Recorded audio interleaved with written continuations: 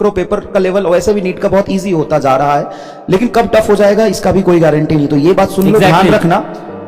एक बहुत अच्छी बात बोली। हाँ हाँ, मतलब देखो, पेपर 2016 में फिजिक्स का बहुत मुश्किल आया था। रोडोप के 2-3 सवाल थे कि फिजिक्स का भी 16 में, 17 में, 18 में पेपर मुश्किल थे। 3 साल पेपर आसान आए, 3 साल फिर मुश्किल आएगा। तो ये कोई कह के नहीं गया है कि पेपर फिजिक्स का आसान ही आता है। हाँ, 2020, 21, 22, 23 आसान था, लेकिन अगले साल सबसे मुश्किल फिजिक्स का पेपर हो सकता है और शायद होगा भी, मुझे ऐसा लग रहा है। पता नहीं क्यों, क्योंकि बायोलॉजी का पिछले साल मुश्किल था, टफ था। बायोलॉजी का पिछले साल टफ था। इस बार केमिस्ट्री का उन्होंने थोड़ा टफ पूछा, फिजिक्स का नंबर है। अब फिजिक्स का नंबर है तो है, मतलब ये होता ही है फिजिक्स का नंबर। तो सुनो क्या कर रहे हैं अपन पहले ही बता देता हूं, जिन लोगों को प्रैक्टिस की दिक्कत है ना और कंटेंट ज्यादा होने से दिक्कत है, पहले बता देता हूं। थ्योरी पढ़ाएंगे, जो 5 बेस्ट न्यूमेरिकल होते हैं 10 वो कराएंगे, और क्लास के पहले आधे हिस्से में ये हम कराएंगे, फिर दूसरे आधे हिस्से में क्वेश्चन प्रैक्टिस कराएंगे। अगर आपको लगता है कि नहीं ये क्वेश्चन प्रैक्टिस तो मैं खुद कर सकता हूं, मुझे टाइम मिलना चाहिए, 1.25 घंटा पढ़ के तुम जा सकते हो, फ्री हो। अगर तुम्हें लगता है नहीं क्वेश्चन प्रैक्टिस इसी टीचर के साथ करना है तो कर लो, वेलकम है। मैं 2 घंटे का क्लास होगा, 1 hour 45 minutes, 1 hour 45 मिनट में 1 घंटे में बेसिक थ्योरी और न्यूमेरिकल प्रैक्टिस में उस थ्योरी से करा दूंगा। बाकी के 45 मिनट क्वेश्चन प्रैक्टिस कराऊंगा, और बिल्कुल 5-10 हजार सवाल कराते हैं, यकीन में, और कराएंगे।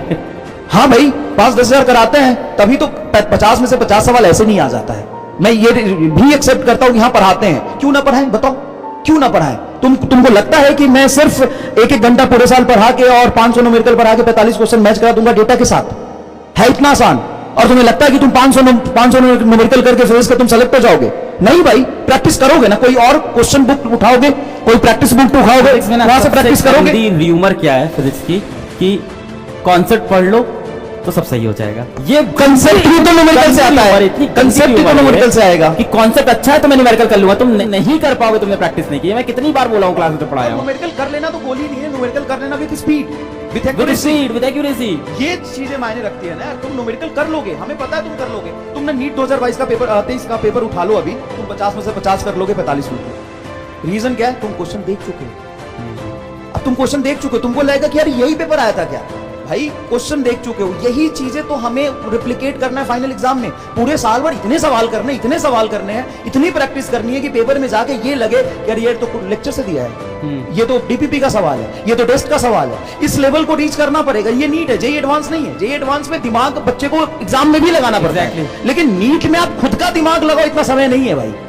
आपको 180 सवाल करने हैं, 180 करने होते हैं 3 घंटे 20 मिनट में, है ना? सवाल 200 होते हैं, लेकिन उस 180 सवाल को करने के लिए तुम्हें 45 सेकंड मिलता है, क्योंकि तुम्हें मार्क्स भी वो भी फिल करने होते हैं, ओएमआर भी फिल करना है, तुम्हें नाम पता भी लिखना है। 45 सेकंड में तुम सोच नहीं सकते हो, ये इतनी बुद्धि तो है नहीं, तुम भी जानते हो, ठीक है? तो सारे सवाल तुम्हें प्रैक्टिस करके जाना ही पड़ेगा। तो तुम हमारे साथ कर लो या हमारे बिना कर लो, प्रैक्टिस करना।